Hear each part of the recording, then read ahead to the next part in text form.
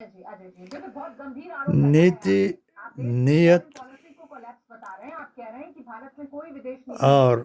आप समझा के जाइए।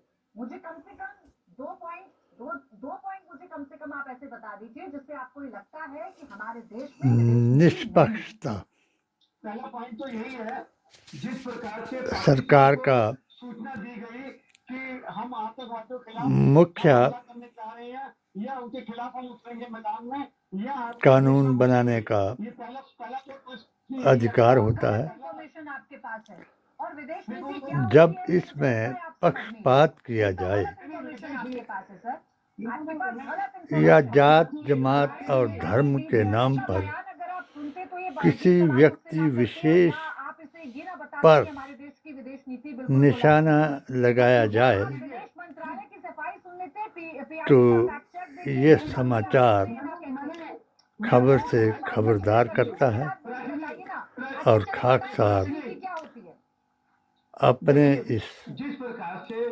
HHAQ बात करते हैं, हमने तो सिर्फ के कि अगर राहुल गांधी ने जो बात की YouTube चैनल से कहता है, संभल जाओ। 2 या 3 पॉइंट छोड़ दीजिए, आज मुझे यही समझा दीजिए कि विदेश नीति क्या होती है। झूठ ना बोलो, इनको मालूम होती प्राची जी तो ये कयामत आने वाली है। एक दूसरे को हकीर करने की नीति देश को तुड़ाने वाली है। देशों से ठीक से बर्ताव नहीं करेंगे, आपका कम्युनिकेशन ठीक नहीं होगा, आपका सिस्टम ठीक नहीं होगा।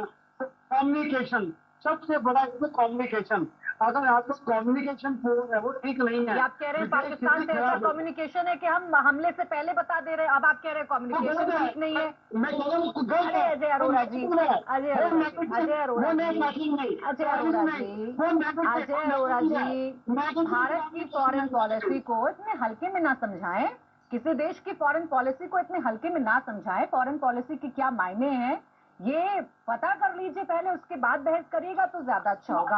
अब अच्छा, एक सेकंड, आपने सवाल उठाई दिए हैं तो रोहन गुप्ता जी, अगर आप तक मेरी आवाज पहुंच रही है फिर अन्य मेहमानों के पास जाऊंगी। मेरा सवाल भी आपसे रह गया था सर। राहुल गांधी कोई सवाल पूछते हैं तो आपको ऐसा क्यों लगता है कि सवाल बेवजह है?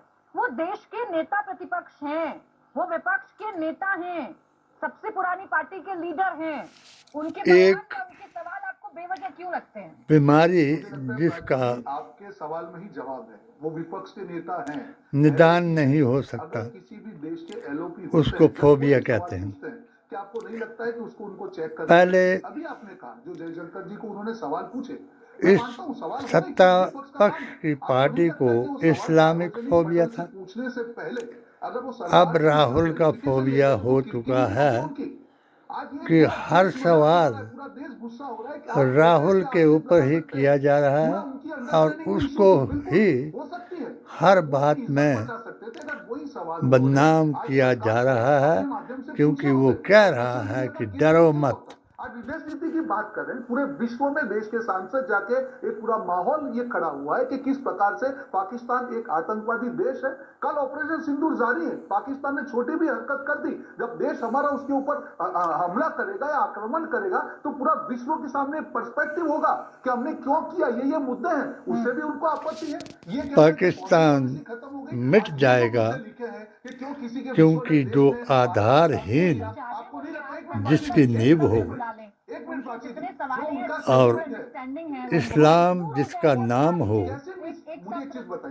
इस्लाम जो है आदम आले इस्लाम से लेकर के कल की अवतार तक अष्टगुण युक्त के प्रचार तक सवाल पूछेंगे कि जयशंकर जी ने इसकी इंफॉर्मेशन पहले दे दी। मुझे बताइए कि इस प्रकार की अपरिपक्व अर्श से फर्श तक कोई भी पार्टी के लीडर कर सकते हैं।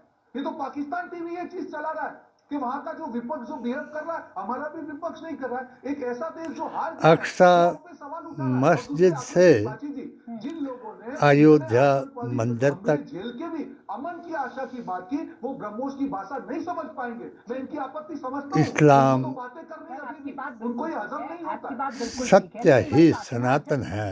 विदेशों को समझा सकते हैं, पूरी इसकी बात को समझा दीजिए, वो तो आप इतने हर हैं। किताब धार्मिक किताब से साबित करता है दीजिए ना, उनके सवालों का कि जवाब। इस्लाम ही सुन्नियत का नाम है और सुन्नियत का अर्थ है कि जिसने अपने नूर अवतार और किताब की बात को सुना उसने सत्य सनातन को ये कह करके प्रसारित किया एको एका देवो भवे छोटा सा काउंटर करिएगा, उसके बाद 3 अन्य मेहमान भी आ जाएंगे। एक कुटुम्बकम हमारे पड़ोसियों से जब से दूर होने चाहिए। मैं पाकिस्तान 80-20 का फार्मूला सत्ता में आने के लिए हथियाया गया, जब से उसके जवाब ने पीडीए एआईएसएसजे हिंदू मुस्लिम सिख ईसाई बौद्ध जैन आदिवासी अल्पसंख्यक भाई ने 40 बराबर 40 का फार्मूला इख्तियार किया और अखिलेश यादव, ममता बनर्जी हमारे देश की विदेश नीति कोलैप्स हो गई होती या हमारे देश में विदेश नीति ही ना होती तो ये डेलीगेशन क्यों गया है? ये जो 7 लोगों का 7 जो हमारे डेलीगेशन है, ये क्यों गए हैं फिर विदेश में? देखिए प्राची, बड़ा अच्छा प्रश्न किया। मुझे उम्मीद भी थी आप ऐसा प्रश्न करेंगे। देखिए तेजस्वी यादव, हमारे राहुल हमारे प्रधानमंत्री ने ये भारतीय संविधान को बचाने और देश में प्रजातंत्र की सरकार को चलाने का आह्वान किया। तब से ही आसार कयामत उजागर हुई और इस्लाम में काबा कुरान इमाम और बाप का विरोध किया और सनातन के मुताबिक ऐसा बन्नी शंकर शैतान के रूप में हर जात जमात और धर्म के आदमी के बीच में पैदा हुआ, जिसने धर्म के नाम पर अधर्म करके भारतीय संविधान अगर आप देखें कि हमने पाकिस्तान और को भारत के साथ क्या किया, तोड़ने की कोशिश की गई और हर आदमी को लेकिन पाकिस्तान में कुछ ऐसी लोग और कुछ वाकई अच्छे महान नेता हैं। संगत मेरा मित्र है, दी गई मित्र है मोदी, जिसने ने कहा जब दक्षिण अफ्रीका भाई से भाई, से वो बात कर रहे थे, बाप से बेटा, तो इस तरीके से जब पूरे विश्व को डोनाल्ड ट्रंप कह रहे हैं कि व्यापार के पति से पत्नी, मोदी जी जो उनके मित्र हैं उनके साथ मिलकर पाकिस्तान के और महान नेताओं के साथ मिलकर इस संघर्ष को सुलझाया, तो जो हमारा सांसदों का दल पूरे देश गुरु से चेला दुनिया में गया है को लड़ा दिया बड़ी चुनौती है। और गीता का प्रधानमंत्री तो प्रेस कॉन्फ्रेंस करेंगे नहीं, वो तो भी नहीं करेंगे। रोहन गुप्ता जब कांग्रेस में थे श्लोक दोहरा दिया, या फिर रक्षा मंत्री प्रेस कॉन्फ्रेंस जो नहीं करेंगे। अर्जुन को विदेश मंत्री एक बार उन्होंने कुछ कहा, उसके बाद चुप हो श्री गए। कृष्ण ने दुष्टों के बारे में बताया और कुरान का वो सुपारा, गीता का 10वां अध्याय कुरान का 10वां सुपारा सूरह तौबा में बता दिया। और वही जो अपने थे खास रिश्तेदार उनको ही कातिलो काफिर बना दिया, जिन्होंने करबला के मैदान में इमाम हुसैन के गर्दन को उड़ाकर ये दुनिया को सबक सिखा दिया कि कत्ले हुसैन आखिर मर्गे यजीद था, कि होता है इस्लाम जिंदा हर करबला के बाद। इस्लाम एक नीति, नीयत और दीन का नाम है, यानी व्यवस्था का नाम है।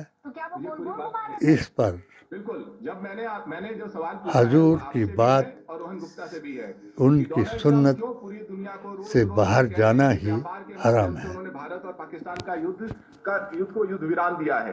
इसका जवाब रोहन गुप्ता इसका जवाब अभी रोहन गुप्ता जी से ले लेती हूँ। अभी रोहन गुप्ता जी से ले लेती हूँ। जहाँ तक मेरी जानकारी है 13 मई की प्रेस कॉन्फ्रेंस विदेश मंत्रालय की आप सुनते तो वहाँ विदेश मंत्रालय के प्रवक्ता ने बताया था कि हमारी कोई ट्रेड पर बात अमेरिका से नहीं हुई है।